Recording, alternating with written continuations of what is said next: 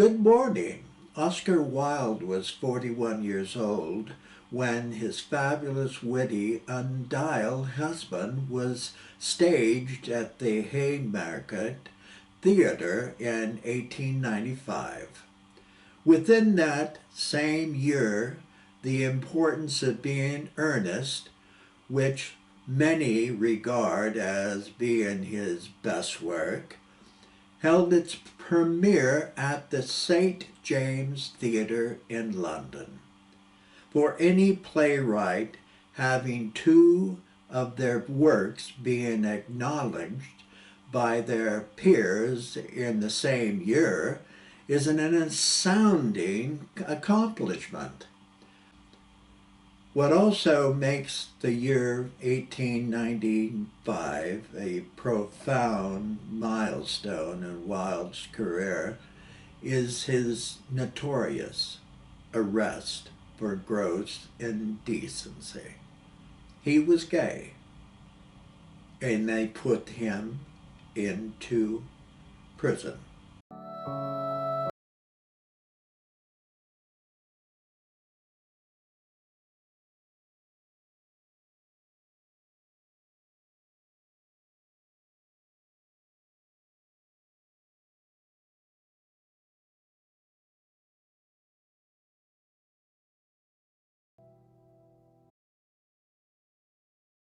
Horribly tedious parties they give, don't go. Horribly tedious. Never know why I go. Never know why I go anywhere. I come here to be educated. I hate being educated. So do I. It puts one almost on a level with the commercial classes, doesn't it? You know, I'm quite looking forward to meeting your charming husband, Lady Chiltern. Such a thing. One rides the road at 10 every morning. He dines out every night in the season. He changes his clothes at least 5 times a day. And he goes to work 4 times a week. You don't call that leading an idle life, do you? Lady Basildon. And how's Lord Basildon? Brain still weak, I suppose. But have we really met before? Lady just came a little later on in life. I don't think any of them were for good conduct. One may become convinced. And the man who allows himself to be convinced by argument is a thoroughly unreasonable person. Oh, Sir Robert. Seriously? Quite seriously. I want to talk to you about the Argentine Canal Company, in fact. What a tedious, practical subject for you to want to talk about, Mrs. Cheveley. Oh, I like tedious, practical subjects. What I don't like are tedious, practical people. At school together, Mrs. Cheveley. Indeed. Oh, I have forgotten all about my school days. I have a vague impression that they were detestable. Surprise. Do you know, I am quite looking forward to meeting your clever husband, Lady Chiltern. Since he's been at the farm, because he's been so much talked of in Vienna.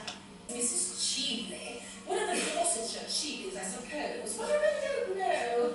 Families are so mixed nowadays. Everybody in the end turns out to be somebody else. Or the report that you had intended to lay before the House, on the grounds that you believe the commissioners have been prejudiced or misinformed or something. Oh, he's had a most brilliant and interesting career and has married a most admirable wife. I'm a little too old now myself to struggle with setting a good example, but I always admire people who do. And now I must go, dear. Shall I call for you tomorrow? I don't see any reason why I shouldn't give you the same advice. I always pass on good advice. It's the only thing to do with it. It's the idlest man in London. I have met Lord Goring before. I did not think you would remember me, Mrs. Cheveley. Oh, my memory is somewhat admirable, of course. I love to be mixed. How very selfish of you. I am very selfish. You were always telling me all that before. Oh, I have only told you the half of them as yet, Miss May. Well, the other's very bad. Quite dreadful. When I think of them at night, I go to sleep at once. I delight in your bad qualities. I wouldn't tell you about one of them. Oh, very nice of you to say. By the way, Miss May, I want to ask you a question. Yes. Who brought Mrs. Cheveley? Why? Didn't ask you brought her. Why do you ask? Oh, I've not seen them for years. That's all. Absurd reason. What sort of lady is she? A genius in the daytime. Lines. I should like to, but my professor objects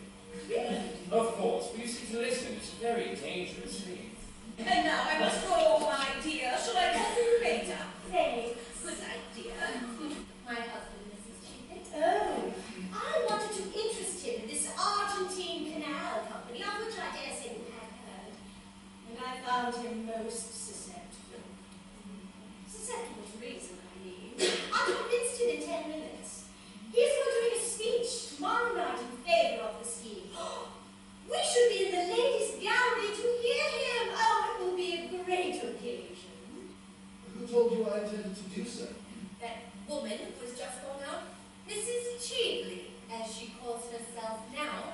She seemed to taunt me with it, Robert. I know this woman. We were at school together. No man should have a secret from his own wife. She invariably finds it out. Arthur, I couldn't do it. It would kill her love for me. Who did I wrong by what I did? No one. Except yourself, Robert. I wanted my success when I was young. I couldn't wait. But Robert, how could you have sold yourself for money? I bought success at a great price, and that is all. What first made you think of doing such a thing? Your name was received with loud applause. And now I've come in to have my tea. You will wait and have some tea, won't you? I'll wait for a short time, thanks. I'll be a moment. I'm going to take off my hat. Oh, please don't. Well, it is one of the prettiest hats I ever saw.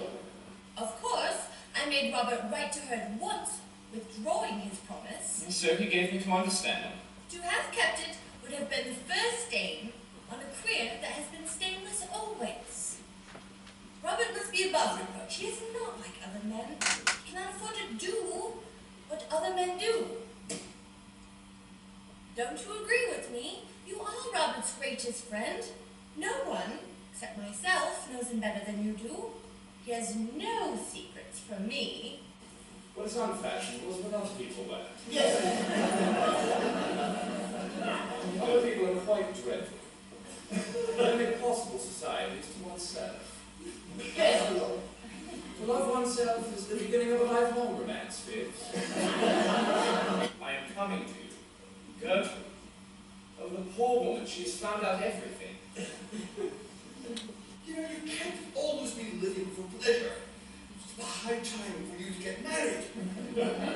My directions on the subject were very precise. He asked me if Lady called, I was to show her into the drawing room. There's a great deal too much of that sort of thing going on nowadays. Yes, I quite agree, Father. If there were less sympathy in the world, there would be less trouble in the world. If I had, I know what I would make him do. Now, if you'll excuse me, I have to leave now. I only dropped in to see Sir Robert and congratulate him on the speech. Well, you're not going to leave me all alone before pouring at such an early hour of the day. I'm afraid I can't take him with me to Downing Street. This is not the Prime Minister's day for seeing the unemployed. So, it is my duty to remain with you. Of course it is. Well, my duty is a thing that I never do, on principle. It always depresses me. So, I'm in danger. What do you mean? Lady Chiltern, last night you wrote to me a very beautiful, womanly letter. You wrote it to me as one of your oldest friends, and one of your husband's oldest friends. Mrs. Cheeley stole that letter from my rooms. Character, high moral tone, high principles, things that you do not have. You love Walter. Do you want to kill his love for you? What will become of him if you rob him of the fruits of his ambition? If you take from him the splendid, great political career he, who was made for triumph and success? Shame, ruin, the mockery of the world. Let women make no more ideals of men, lest they ruin other lives as completely as you.